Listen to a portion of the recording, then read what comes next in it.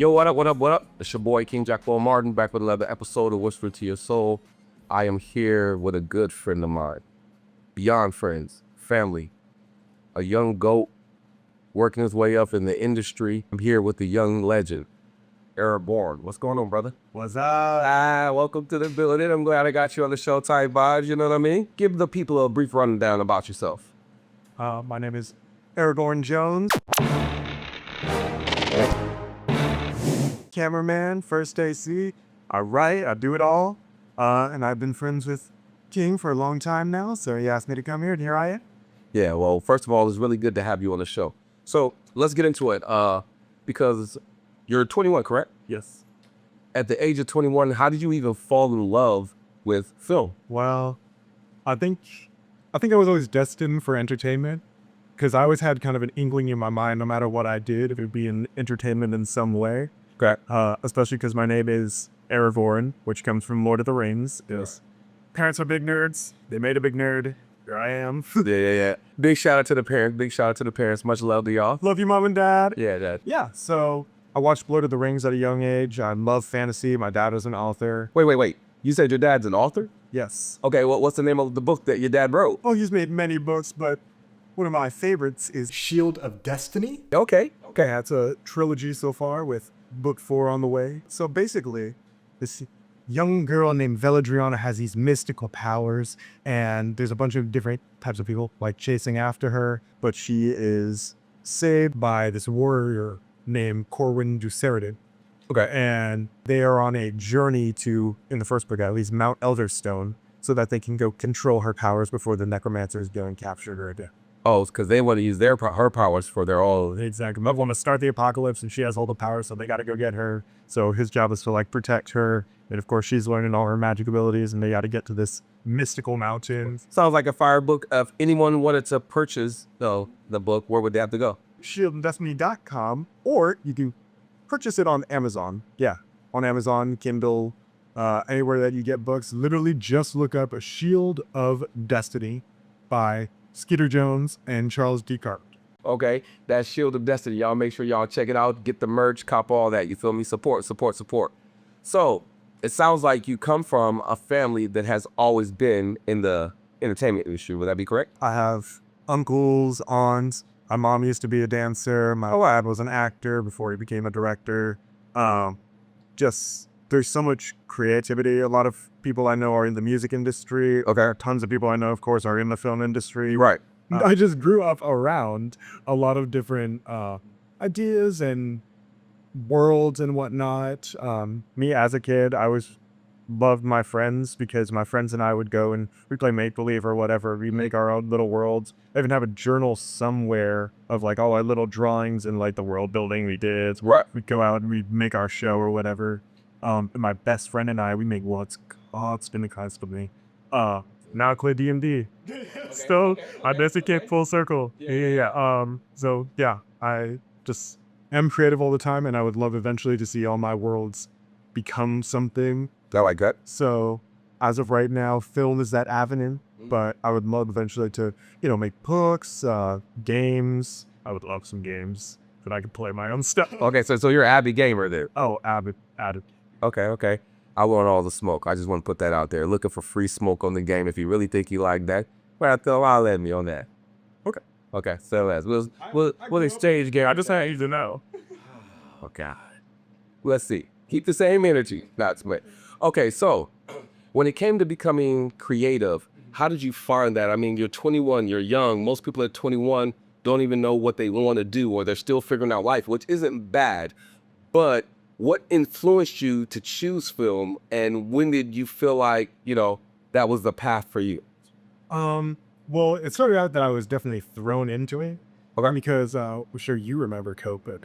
But I do. I was in high school during COVID, so I wasn't doing anything. Okay. And my dad, basically, he was going to film sets and whatnot and working, and he was basically like, well, you're not doing anything, so I'm going to make you do something. Big shout out to Pop.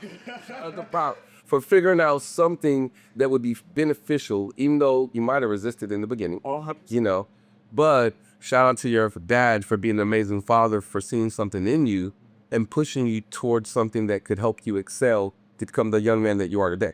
Because a lot of young men don't have a father like your dad, you know what I mean, or have someone influential in their life to push them towards goals and dreams, or helping them become something that they didn't see in themselves. You know what I mean? So a big shout out to Ski for that. Yeah. Okay. Yeah. All up. So let's go back into that. So yeah, when I first started, I was also a big Lego kid, so I love building stuff. Okay. So I always remember, at first he brought out some cameras, and there was these Blackmagic 4Ks that had their cages on them and all their accessories and accoutrements. And he basically put it in front of me and said, build it. Oh, and I was like, I don't know how to build it. He was like, look at the pieces, take them apart. And I was like, okay, so I like figured out how to take all of it apart, and I scattered all pieces and went, okay, cool, build it. So I sat there for probably an hour, figuring out, and it was simple stuff. I was like, maybe putting on a monitor and a handle and like one other piece to hold a card. Right. But again, I never did it before, so I was confused, and I was a kid. I was definitely frustrated. I am so different. I was like, I don't even want to do this thing, whatever. Okay. So then I built it after an hour or whatever, and after that he was like, okay, great. Break it down again, build it again. I was like, I just did that. And that basically continued for the next like 2 weeks. Okay. Where he would have me build it and he would time it. And at first I was like starting to get it down, and I had my great time of 25 minutes per camera. Okay. And then he threw in another one, so then I had to do both of them. So it would take me like probably 50 minutes to set up both cameras, because it took me like 25 for each row. Okay. Or for each sprint. And I thought that was really good, because I was like, yeah, I'm getting it down to the science. Right. It takes me this long to put on the handle. It takes me 5 minutes, which now I look back at that, I'm like, man, all you do is clip it on. Why did that take me 5 minutes? But yeah, so he started me with doing that. Right. And then he would get me with other like lights, bottom lights. And also when I was a kid, I would watch YouTube a lot. I just grew up in that, so I wanted to be a YouTuber when I first started. A lot of kids nowadays want to be streamers. You understand that? So another thing I just did growing up was I had to build the camera and like make my room into a set, because I didn't know how to do lighting and all that stuff. So because I did that when I was young, I think I was like 11 to like 13, probably. It translated well when he started taking me on set. So then when he took me on set, I was basically like a pack rat. I carried all the equipment, I put it down, I set up what I could. He would go place it and tell me what to move and all that stuff. I probably did that for about a year.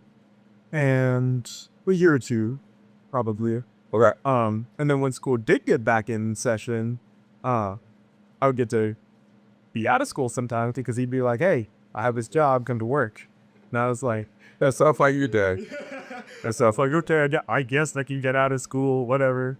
But even then, it was still kind of at a time where I was like, sometimes I just want to like go to school and hang out with my friends. Like, I don't want to go be dragged to work. And then there was one job I had, I think in June of 2022, because that's when I got out of school. So I was still in school at the time. So I guess not June, so probably a year before. And he brought me on this one gig, and it was supposed to be like normal, wasn't getting paid or whatever. I didn't even show up on call sheets. We joked that I was the ghost or whatever. And the first AC I think he got in an accident. He like really messed up his back. Wow. So he was coming to set, but like once he got there, he was like on a couch, like out of commission. Wow. And my dad, he did someone there, and no one like was around at the time. Was errors. Well, no one knew the cameras, and no one just knew how to pull focus. So he gave me focus wheel, which is this little hand unit thing. Right. Shows you how I put the marks on, so that way you go back and forth. And even at that far, he basically just like showed me, pull backwards, you're out of focus. You go inwards, you're in focus. And you got to follow a person as they move back and fully. Right. And he was like, you play video games? It's like a video game. Good hand-eye coordination. I was like, okay, I guess this is now my job. Right. So I did that for like a week probably. I was a first AC and I did the best I could. I think I did really well actually. And again, because I didn't know how to mess it up. Right. So it's that thing with like beginner's luck. How people was like the first time you do something, it's kind of the best time because you also don't know what you're doing wrong. And you're not in your head. You're just doing it. Exactly. Yeah. I was just like, yeah, I gotta watch this monitor, and when I go back, I do this, and when I go forward, I do this, and that's all I gotta do. Right. And I did that for about a week, and obviously I was also building up cameras, so my camera time was also going down. And after that, he was like, okay, well, now I gotta pay you. And I was like, well, we're getting paid like the real wage? He was like the real wage. Yeah, as you did it. So I think it was after that where I really started getting into pulling focus and being on G&A. I was like, oh, this actually nice. I think the money helps. Right. That actually, I can go to. I mean, look, man, a little bit, too, you know. Just give me my money. So yeah, then I got to work for actual money, and that helped with also being like, yeah, I could be out of class today. I don't have to see my friend. I'm so glad that you said that, right? Because how did you handle the pressures of, one, finding yourself, school, and being on set? Well, in terms of like finding yourself, I think high school is important because you get to have like all your friends, and you get to kind of figure out your, I should say, social status, but you get to figure out how like you interact with other people and kind of how other people interact with you. Right. And I only went to high school for my freshman year, Okay. a little bit of sophomore, and then senior. So I got the whole middle cut out. Okay. So when it comes to like, how did I balance that? There was nothing to balance because I literally wasn't in. Well, were you homeschooled or what happened?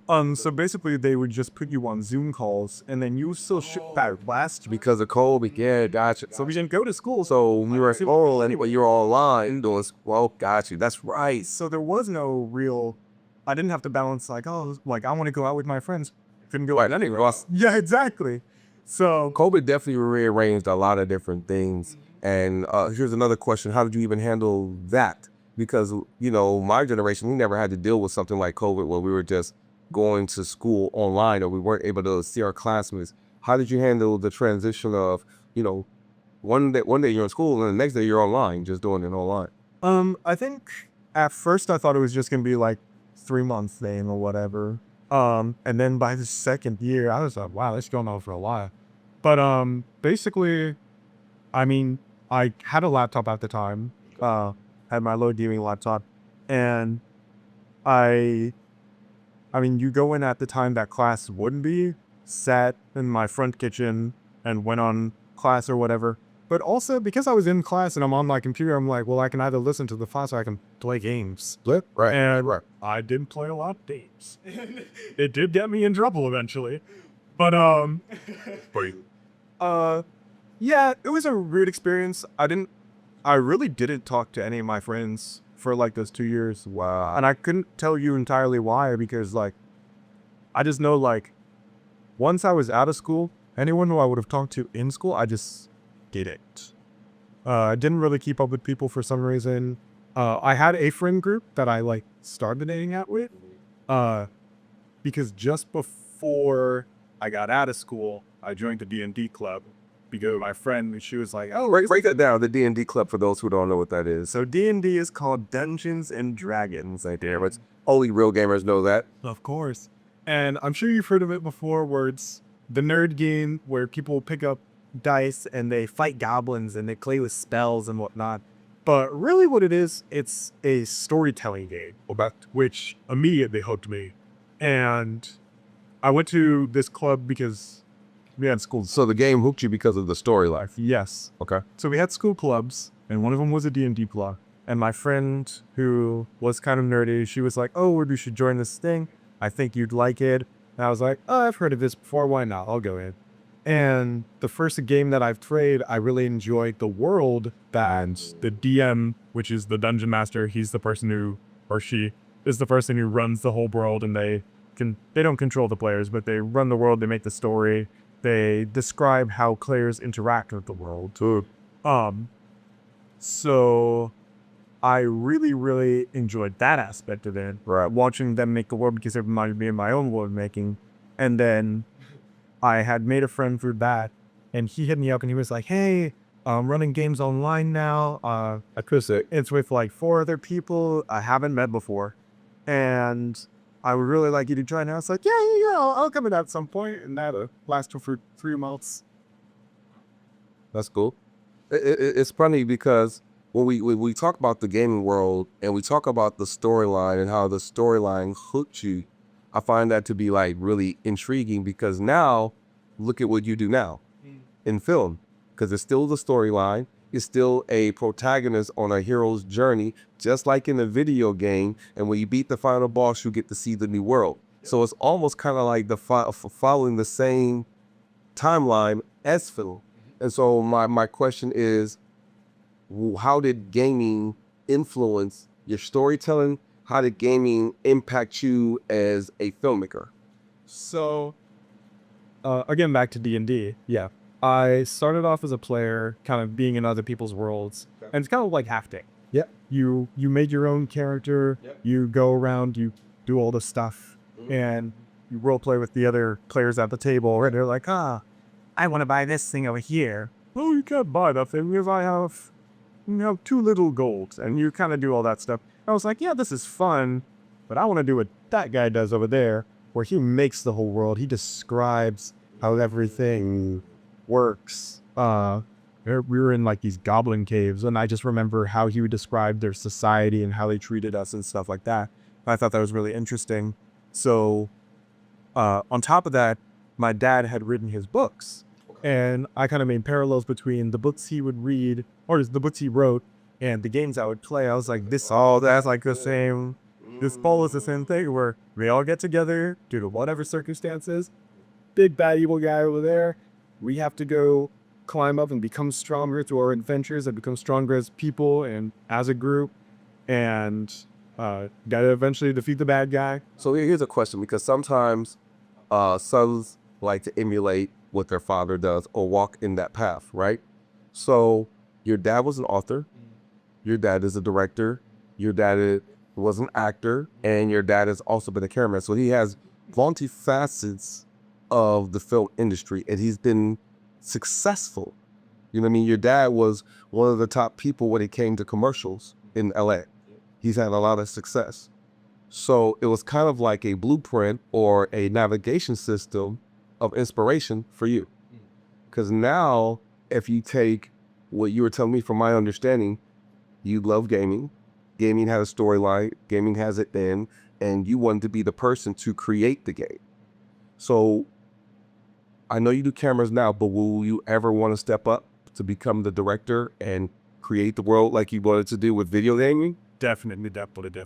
Okay. I just think it's such a cool. This is also why I love being making the world. Okay. I think it's so cool that a world that I made, other people then get to step into and build other things around it, and they get to really love it. Yeah.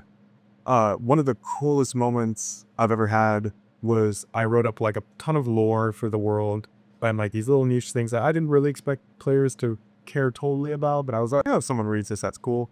And then one day in one of our sessions, they were talking about angels or whatever, and they like said it word for word with what I had wrote, and were like correcting each other on how it actually works on stuff. That's so dope. They hit, right? They hit differently. When you can bring other people into your world and then they have their own different perspectives about the world that you're creating. Like, okay, so I know I direct or whatever else, you know what I mean? Because I start off as an actor. And acting, you want to tell someone else's story and you want to create this character and you want to bring it to life. And the more I thought about acting, I was like, acting is amazing. I love it. But bro, I have stories that I want to tell from a unique perspective. And, you know, I got to collaborate with your father. Your dad came to our school and he was a guest speaker. And, you know, I love your dad's confidence. You know what I mean?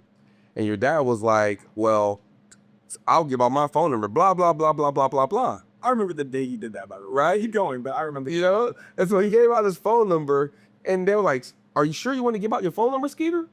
He was like, ain't nobody gonna call me anyway. Nah. You know, every time I get on my phone number and ain't nobody followed up with the conversation.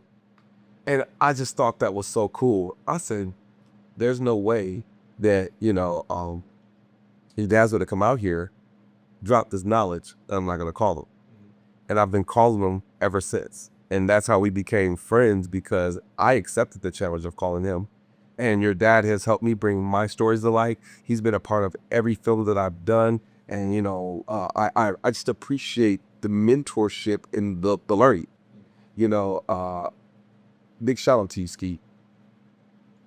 Because you've impacted so many students at DIFA. You've impacted so many people's lives. I just want to give you your flowers. You know what I mean? And the impact that your dad has had on you now.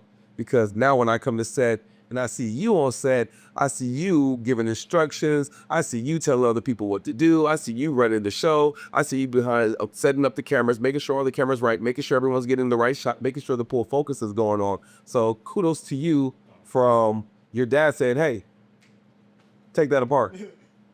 Hey, put it back together." You know what I mean? So it's just kind of cool to see a father's love and the impact of a father's love. And, big shout out to your mom, because to be able to see your emotional side, you know what I'm saying? And to be able to see your kindness, you know what I mean? Kudos to your mom for doing that part, because from my perspective, you're so well balanced. Oh. And it shows up on set. It shows up when you're in the position of leadership and you're not just dictating, but you're caring about the people that you also work with, which makes it great to work with you. You know what I mean? So just big kudos to you and your growth, Two things. One, I remember the day he did that, because he tries to make everything a teachable moment for me too. Yeah. So I remember when he came home from that, he was like, "Aragorn." Yes. And then he explained to me, he's like, "I just gave out my number." It was like 100 kids in there. Maybe two will call me. Yeah. Single calls back. They'll show up forever. Yeah. That's the type of person you want it for. You want to be the person who calls. You want to be the person who takes that risk. Yeah. Even if it didn't come out to anything, and he was like, maybe I don't know what I'm talking about, or maybe these people won't be that, whatever. But the fact that they tried at all, that shows me a lot about them than anyone else who didn't call. And I then remember how happy he was. I think, at least, I know you, Tori, Yeah. Sam, Yeah. And with me, me, Tori, Sam, Deontay came in now. Yeah, and we've been calling and making films ever since. And I think that's one of the best phone calls I've made in my life, because it wasn't just about film. It was about respect.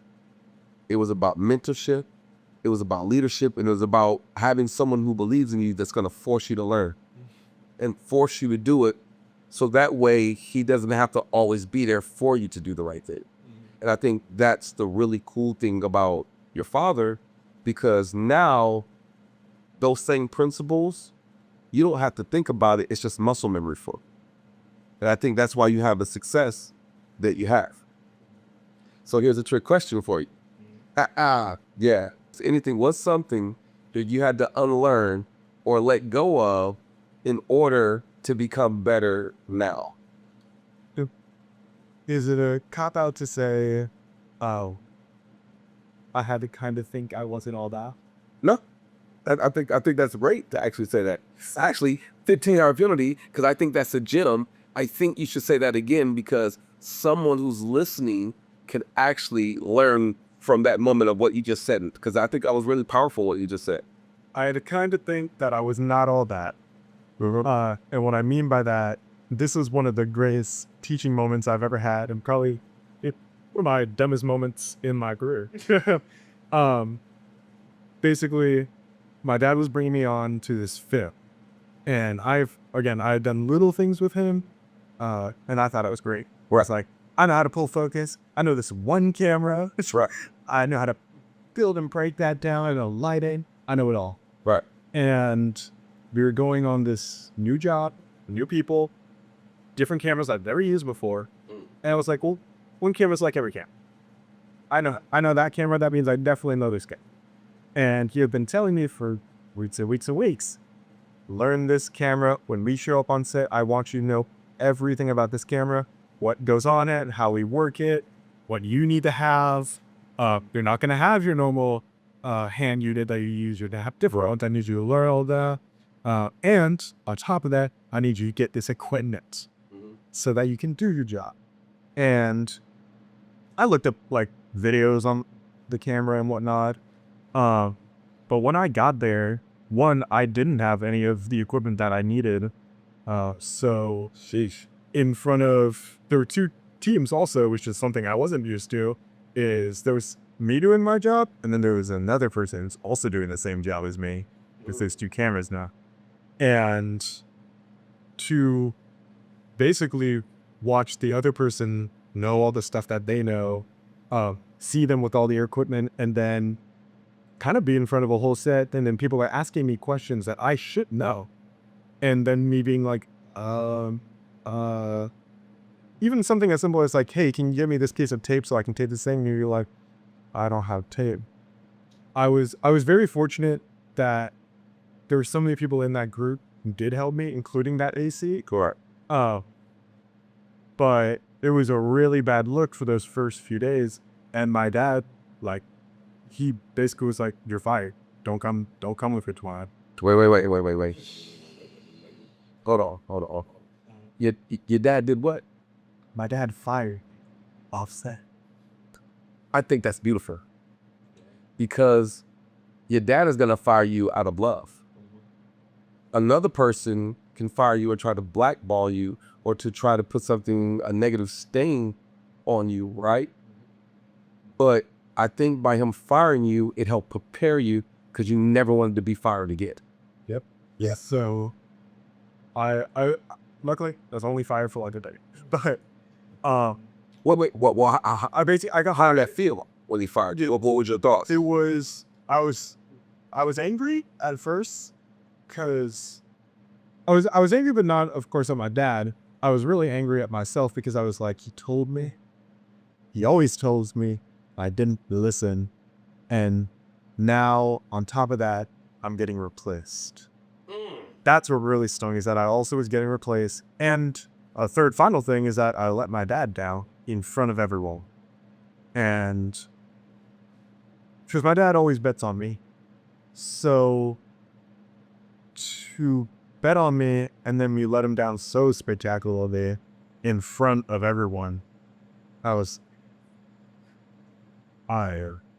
really messed up this star. And yeah, I got demoted. It still brought me on set. Like I had to beg to be brought back on set at least. Well, here's my thing, right? Because you said you had to beg. What made you want to do that, bro? Like, because sometimes people just get mad and they're like, I'm done, forget this, blah, blah, blah, blah, blah. But you got to have a certain type of dog in you to say, nah, I'm going to get back. I want my job back. I'm going to fight for what I know I can do and what I should be able to do. What was that moment for you? What was the light switching moment? I think the light switch moment was one that I had let him down, but also because I still wanted to be on set and work, and I knew I would have to do it in the future. So I was like, at least let me learn what I should have did so I could do it next time. But also just like, I think that's a bar. Well, put that back. Say that again. The reason why you didn't quit, because that right there could help someone else who's ready to quit, or someone who's gotten fired, or someone who's ready to give up, or someone who might be on the ledge. That reason why you didn't allow the firing or your emotions of the firing to take you out, and why you got back on, you fought back so that way you could be where you are today. I wanted to be prepared for next time because I knew there wouldn't be a next time, and I couldn't do that twice. So I was like, at least let me learn the things I didn't do before so that I don't mess up next time. And I don't want to be a quitter. Well, bro, I don't want to be a quitter. I know if I hadn't done that, then there would be no next time. And I wouldn't have gotten on anything else because he would have just been like, okay, you showed me who you are. You don't want to be here. We'll never be here. And I didn't want that.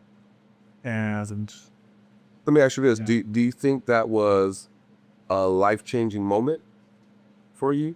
yes, For your dad to fire you? Because you know your dad could have coddled you.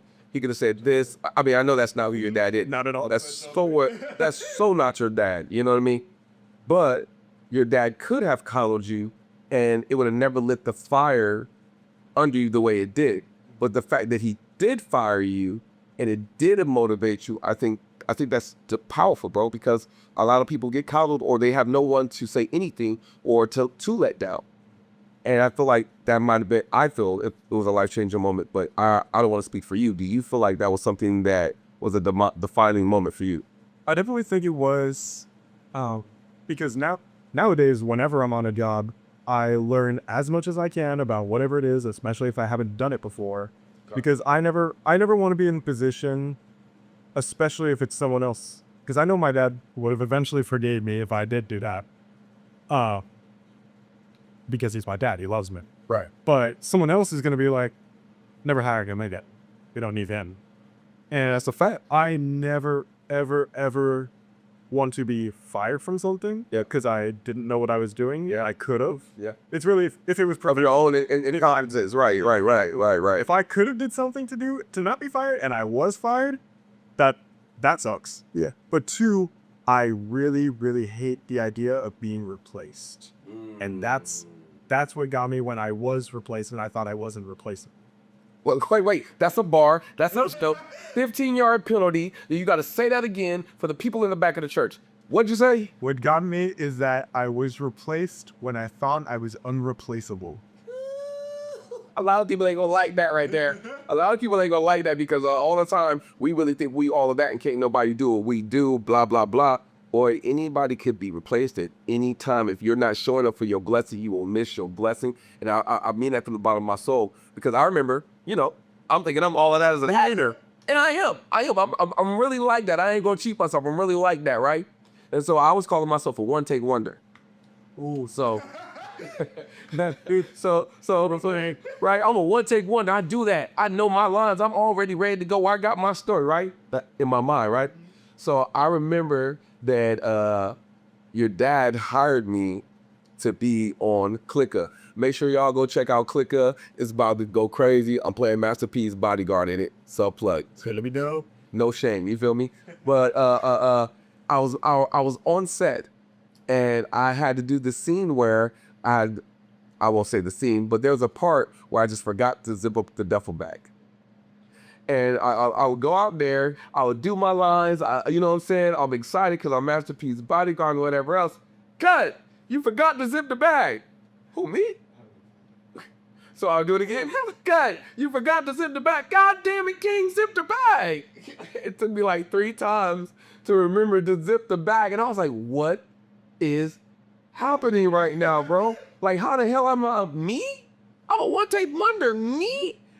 Right? And so sometimes God gives you those moments where you got to get punched in the face and punched in the mouth to be humble. You know what I mean? And that's something that, like, me and your dad still joke about because, bro, I really forgot to zip the damn bag, bro. See what's so funny? That was the project directly after my getting fired project.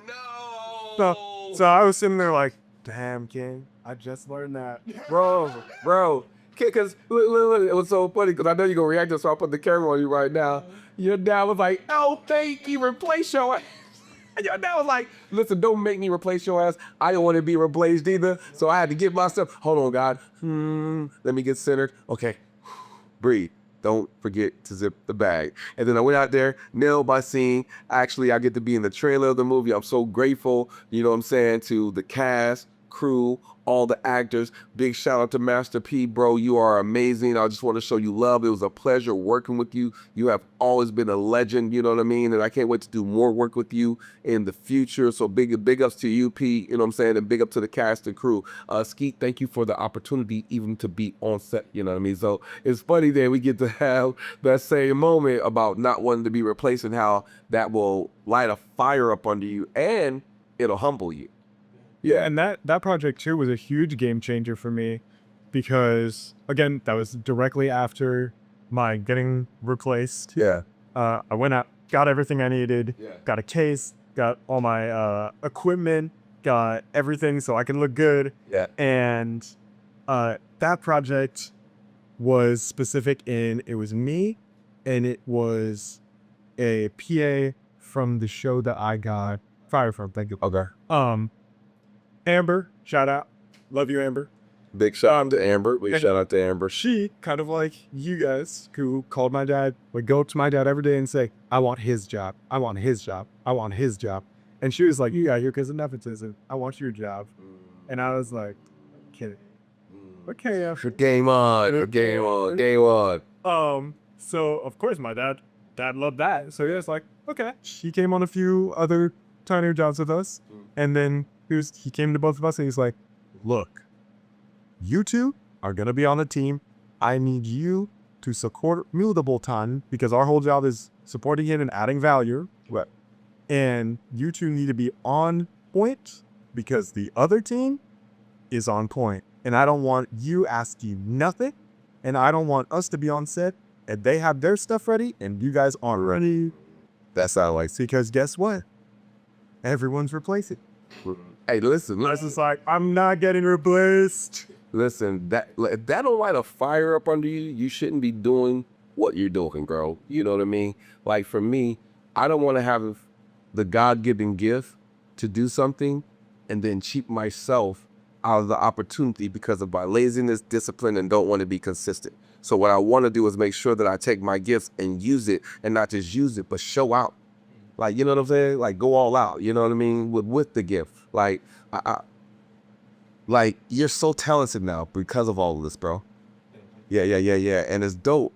It's like, it's a full circle moment. Even in this interview, it's a full circle moment for me to be able to interview you and just to give you your roses, to talk about your growth, to talk about the things that you're doing. So, in storytelling, how do you want to make an impact on the audience? You know, when you start creating your movies or when you're a cameraman, what type of storytelling or what type of shots do you look for in the film so that way you're telling the director's vision?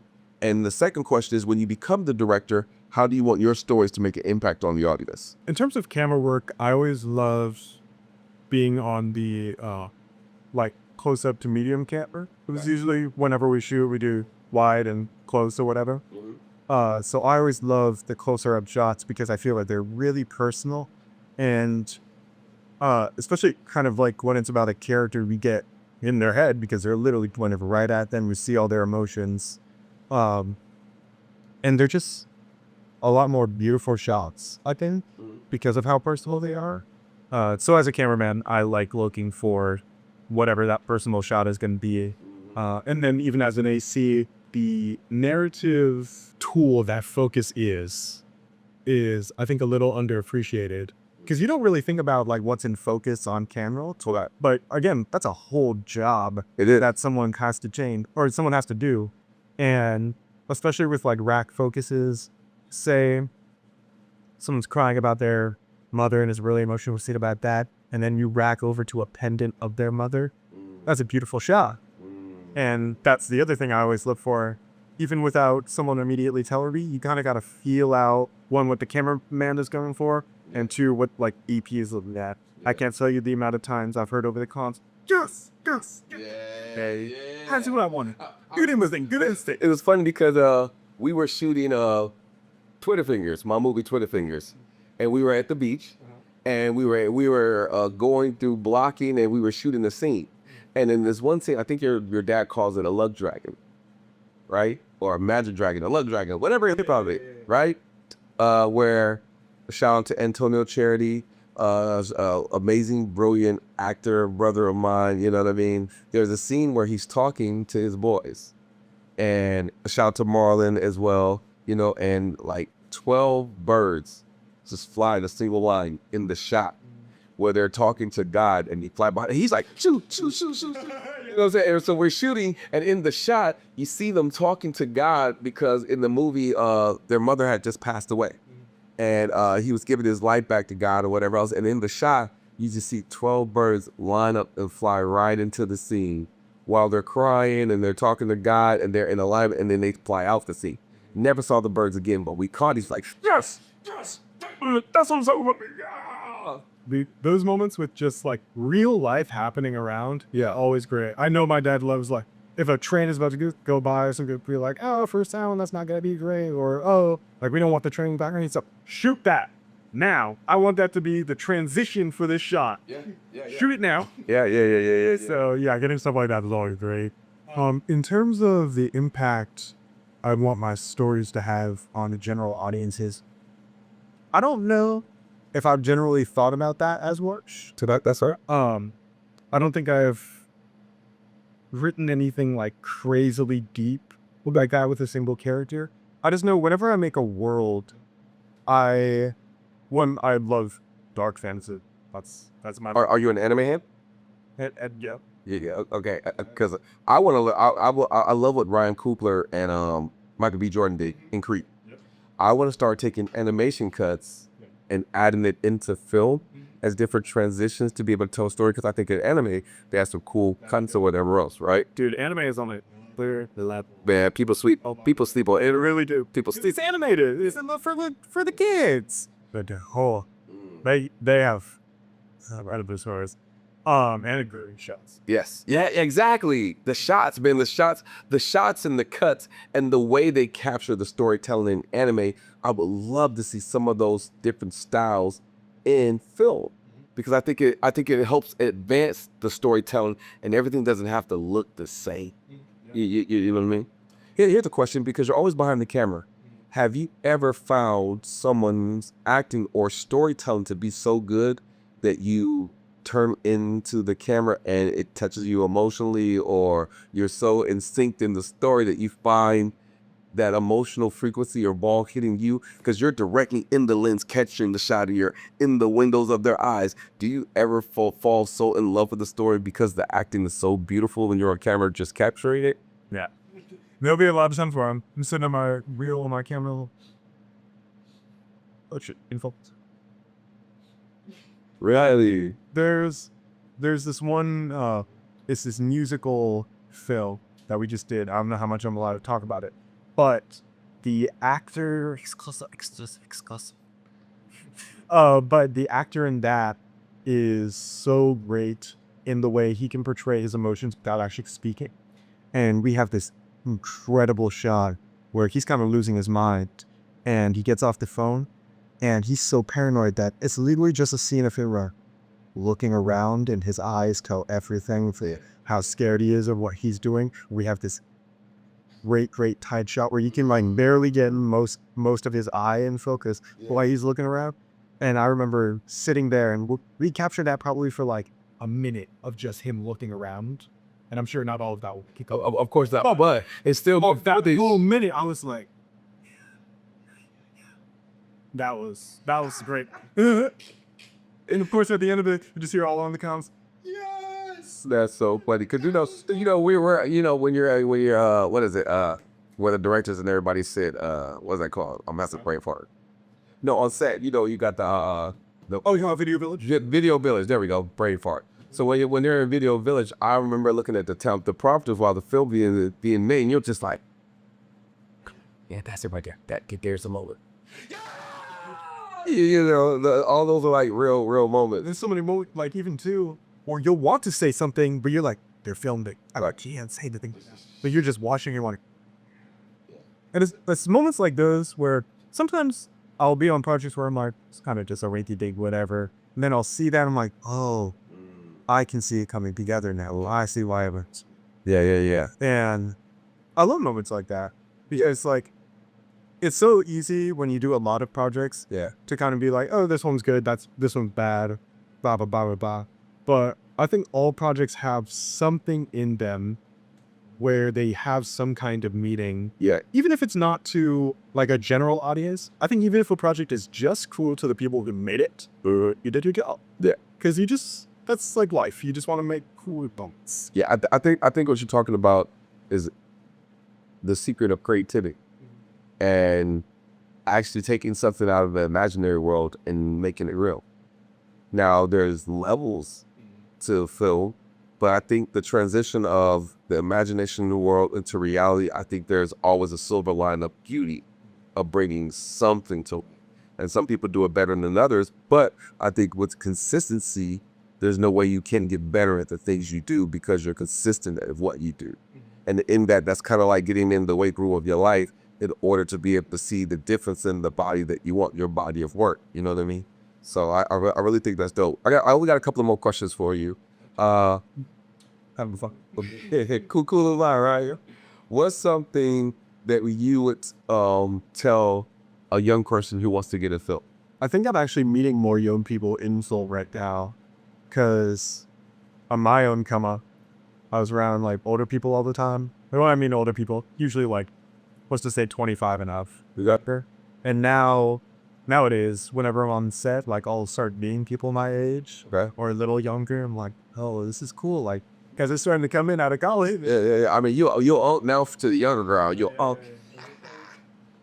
Hey, well, That's TV. You should do that. But yeah, what advice would you give it? um, Or someone who wants to break in this industry and they just don't know. I think right now, the best thing if you want to break into the industry is just kind of learn everything you can. Like definitely pick a lane to a certain degree. Like, do you want to learn camera? Do you want to learn the lighting? Do you want to learn sound? Right. But even if you're just starting out and you don't know, try it all out. Because when I first started, yes, I was putting up cameras, but I was really doing lighting at G&E. And then I did some camera stuff, and then my dad was like, well, which do you want to be, a G&E or camera? And I was like, oh, well, I want to be a camera. But if I hadn't done G&E, I would think I wanted to do G&E. Right. Because I like the lighting.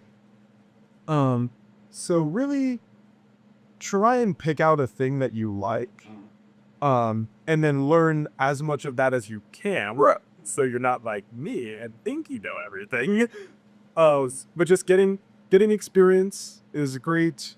Try to do as much as you can, even if it's just like little silly things. Okay. But I think the best piece of advice, like I just said, is if you're making something, make sure you like it. Because So say it again. It's your ability. You can do it again. Yeah. you're making something. Yes. Make sure you like it. And I really do mean you. Like, if you've made something, you think it's awesome. Yeah. But everyone else kind of watches it, so this is whatever. Don't let their Negativity. determine like how much you enjoy the thing that you were doing. Yeah. Because you liked it when you made it. Yeah. You liked it when you edited it. You liked it when you finished it. And you liked it enough to go and show it to other people. Yeah. And even if you don't show it to other people, you like the time that you had, so it was not a waste of time. Yeah. And if it was, and you didn't like it, you learned something about why you didn't like it. Yeah. So after the next thing you do, you'll be fine. Yeah, like I ain't gonna lie, like on my film, A War in Friendly Grounds, big shout out to Deontay Gray and Sam Buckner. They were on that film. Big shout out to Tori, everyone who helped me there, right? There were certain parts in my film where I'm like, It's not ever. right? And it's my film won Best Short at the Chinese Theater. You know what I mean? So it's a good film, but you know, when you look back and you're like, I wish I would have done this, or I wish I would have done that. And that doesn't mean that you don't like the film. It just means that you learn from your mistakes of the film, because nothing's perfect. Anything can always be improved or made better. And I think that's the beautiful thing about going back and watching your babies again later. So that way you can say, okay, next time when I'm on set, I know to make sure I capture this transition shot.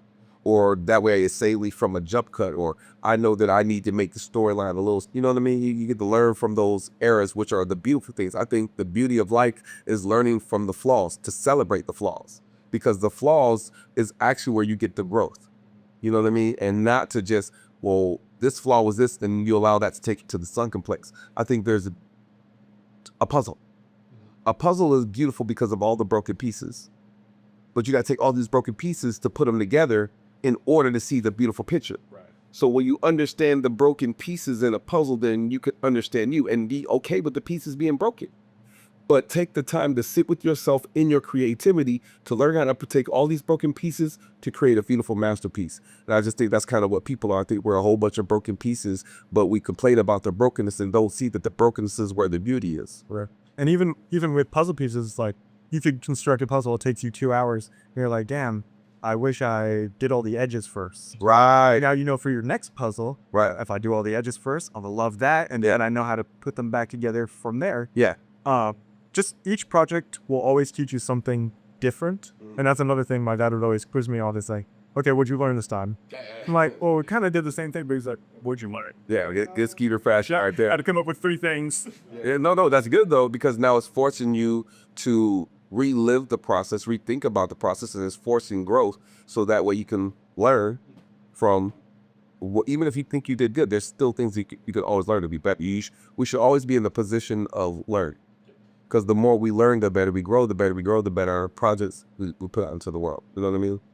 So I think that's really dope. So if anybody wants to follow you and also wants to hire you, or if someone wants to book you, does it do the same thing, or do we all set? Or I'm gonna do the same trick. You can go to Instagram at Aragorn, ARAGORN.Jones. It'll probably be the first thing you search up when you type in Aragorn. Well, I'm your host, King Jackpot Martin. Please follow me at KingJaquellMartin. That's King Jackpot Martin. Or you can follow the show at Whispering to Your Soul. It's spelled just like it said, Whispering to Your Soul. And I'm here with another amazing guest, Mr. Aragorn. Thank you, bro, for showing up for the show and showing out. Thank you. Yes, Sirski. Love talking to you. Always.